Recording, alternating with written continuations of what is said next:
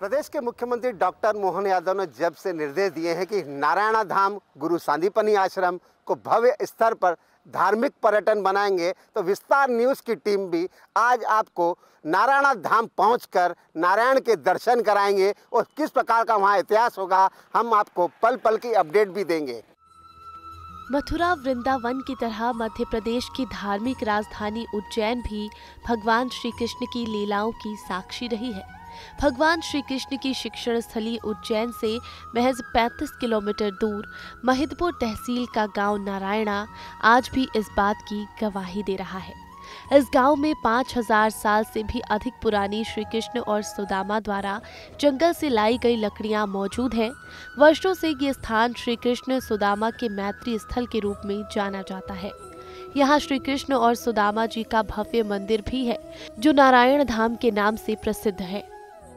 मध्य प्रदेश की धार्मिक नगरी अलौकिक नगरी है और यहाँ पर खुद नारायण मित्र सुदामा और भाई बलराम के साथ उज्जैन के गुरु सांदीपनि में शिक्षा ग्रहण करने आते हैं और तभी से यह पवित्र नगरी के अलौकिक इतिहास हैं। और ख़ास बात ये कि जब गुरु माता ने भगवान खुद नारायण को आदेश दिया, मित्र सुदामा को आदेश दिया कि मुझे खाना बनाना है, खाना बनाने के लिए मुझे लकड़ियां चाहिए, तब दोनों ही गुरु माता के आदेश के बाद जंगल जंगल भटकते रहे और आप पहुँचे नारायणा धाम। हम साक्षात नारायण के दर्शन कराते हैं। अब देखते हैं, ये इकलौता एकमात्र ऐसा मंदिर है जहाँ भगवान खुद मित्र सुदामा के साथ सभी भक्तों को निहाल करते हैं। यही वो जगह है जहां सुदामा अपने परम मित्र और भगवान श्री कृष्ण के हिस्से के चने खा गए थे। ऐसी मान्यताएं हैं कि इसी कारण उन्हें जीवन भर दरिद्रता का सामना करना पड़ा। श्रीमद् भागवत पुराण के अनुसार माना जाता है कि तीर्थ नगरी अवंतिका के उज्जैन के अंकपात मार्ग स्थित गुरु सांदीपनि से शिक्षा ग्रहण करने श्री कृष्ण आए थे। भगवान श्री कृष्ण गुरु माता की आज्ञा से मित्र सुदामा के साथ गांव नारायणा स्थित वन में ईंधन के लिए लकड़ियां एकत्र करने गए। शाम को लौटते समय तेज वर्षा होने लगी।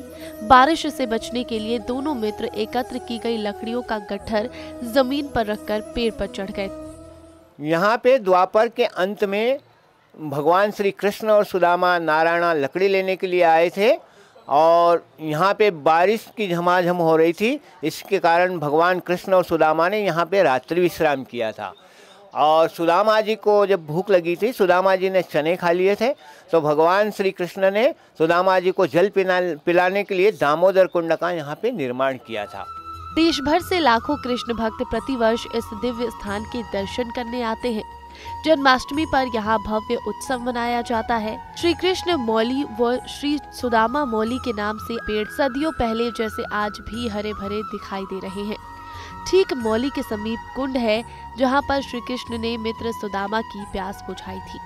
आज भी लाखों भक्त अपने परिवार के सदस्यों के लिए कुंड का जल लेकर जाते हैं। नारायण धाम दर्शन करने आई हूँ। मेरी बहुत इच्छा थी कि मैं दर्शन करने जाऊँ। मैं हमेशा आती हूँ। मैं यहाँ भगवान के यहाँ दर्शन करने आई हूँ नारायण धाम में। तो मैंने कान्हा जी के भी दर्शन किए, सुदामा जी के जो लकड़ी थी उनका भी दर्शन किया, कुंड के भी दर्शन किए। और मैं कान्हा जी की भक्त हूँ और मेरे मन में बहुत इच्छा रहती है और मैं यहाँ का बहुत सुनती हूँ और मैं आती रहती हूँ।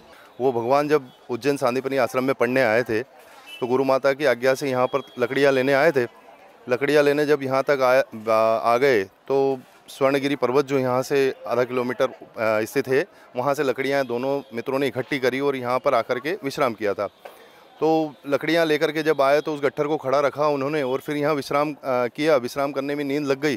ऐसे करके कथा है यहाँ की कि भगवान जब सुदामा जी को भूख ज़्यादा लगने लगी तो उन्होंने यहाँ कृष्ण और सुदामा जी दोनों के हिस्से के जो चने थे वो खुद ने पावन कर लिए थे। ऐसा करके जीवन में जो उनका आजीवन दारिद्रता का जो श्राप सुदामा जी को लगा था, यह वही स्थान है। भगवान श्री कृष्ण में हर किसी की आस्था है और इसी आस्था को देखते हुए प्रदेश के मुख्यमंत्री डॉक्टर मोहन यादव ने घोषणा करते हुए कहा है कि महिदपुर तहसील के गांव नारायणा को श्री कृष्ण पथ गमन और धार्मिक स्थल के रूप में डेवलप किया जाएगा।